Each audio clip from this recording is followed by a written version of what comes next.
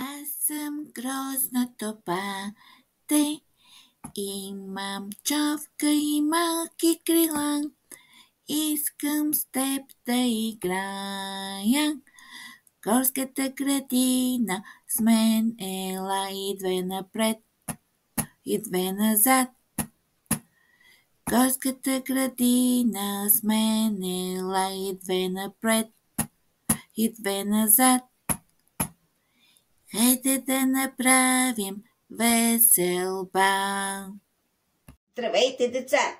Аз съм Грозното пате и днес ще ви разкажа какви нови приключения имах в нашата горска детска градина.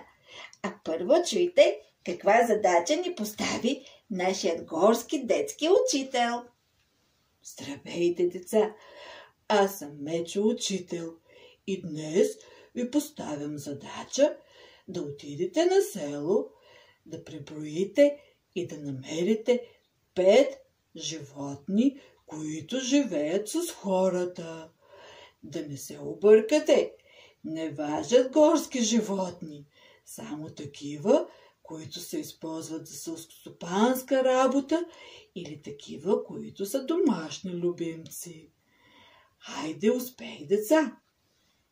И така, аз тръгнах към селото, вървейки с бодра крачка, и както си вървях и хоп, срещнах нещо.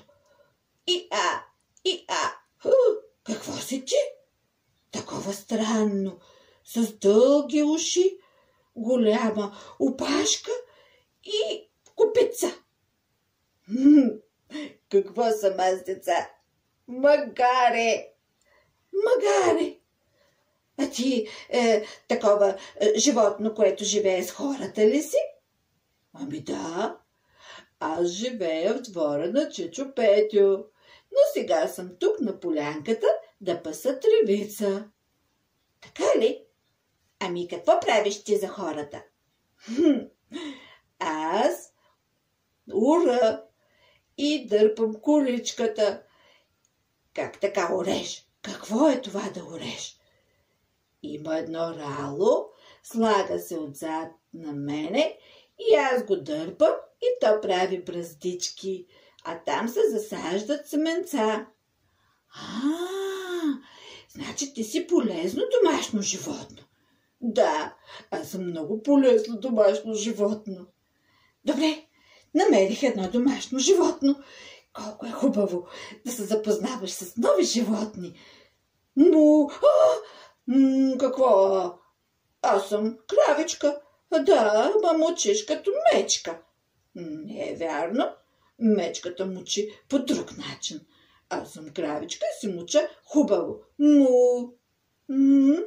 Деца, и кравичката, и мечката мучат. Ама, да, кравичката не мучи толкова страшно. Ти какво си, кравичке? Горско животно или домашно животно? Къде да знам? Аз живея в двора на Чичо Петю. Щом живееш в двора на Чичо Петю, значи си домашно животно. Така ли? Ами, пак не знам. И добре ли, какво работиш? Какво правиш? Аз ли? Аз давам мляко. Мляко? Че за какво има на хората мляко? Как за какво? Те го пият, правят от него сирене, правят други продукти, които са много важни за децата. Децата растат с моето мляко. Така ли? Значи ти си много важно домашно животно. Вече намерих 2 домашни животни. Продължих напред, вървях и както си вървях, срещнах едно бал. Кученце! Какво правиш ти тук, кученце? Кученцата, ние си имаме кученце в гората. Да, бе. Те, вашите кученца в гората са диви кученца, чакалчета, вълци. Не, кучета са. Чакали. А ти какво си? Аз съм домашно куче. Аз съм кучето на Чичо Петю. Така ли? И за какво му е на Чичо Петю куче? Да му пази двора. Аз съм пазачът на двора на Чичо Петю. значи си домашно животно. Най-домашното. Аз съм най-добрият приятел на Чичо Петю. Идеално. А ти имаш ли други приятели? Да, аз съм му приятел. Оле, вълк. И какво ти стана? Аз, нали искаше да се запознаеш с приятеля на кученцето? Аз не само съм му приятел, аз съм му братовчет. Така ли? Братовчет на кучето? Значи ли ти си домашно животно? Може да се каже. Деца, вълкът домашно животно ли е? Не си домашно животно, казаха децата. Ти живееш в гората. Да, ама аз ходя много често в селото. За какво ходиш в селото?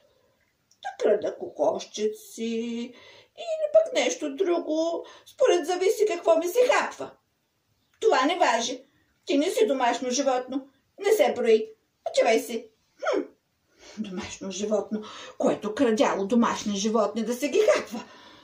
И продължих да си вървя и хоп, насреща ми грух. Такива прасенца си имаме в гората. Да, бе, такива. Вашите прасенца си имат зъби, големи зъби и те се наричат диви прасета. А пък аз съм питомо прасенце, красиво розово прасенце. Така ли? Значи може да си домашно животно. Не може, аз съм домашно животно. Нали, деца? Домашните животни, като мене, са много обичани. Тя ги гледат в кочинка и ги хранят. Значи и ти си имаш братовчет в гората, дивото прасенце, но пък иначе си домашно животно. Най-домашното. Мене всички ме обичат. Я да преброя. Значи, намерих си едно домашно животно, магаре, второ домашно животно, кравичка, трето домашно животно, кученце и четвърто домашно животно, прасенце. Иха! Много съм велик. Остана само едно. Още едно домашно животно и ще съм извършил цялата задача. Както се вървях, видях едно страшно животно и то правеше брум. Оле, какво животно си ти? Ти 100% не си от гората. Не съм те виждал в гората. Аз не съм горско животно. Значи си домашно животно. Не съм изобщо животно. Аз съм трактор. Трактор? Деца, тракторът животно ли е? Не. Значи не си домашно, нито горско, ти въобще не си животно. Не съм животно, аз съм машина. Голям автомобил, който оре. Оре. Ама то магаренцето оре. Ти не можеш да ореш. Мога. Едно време ореше магаренцето. Сега всички орат с трактор. Значи си взел работата на магаренцето. И то няма работа? Има си работа, ама по-малко. Аз му помагам. Не може една машина да се брои за домашно животно. Трябваше да стигна до двора на Чичо Петю. И както си вървях, и хоп, стигнах до двора на Чичо Петю. И там имаше много животни. Ето, деца, кравичка вече съм срещал.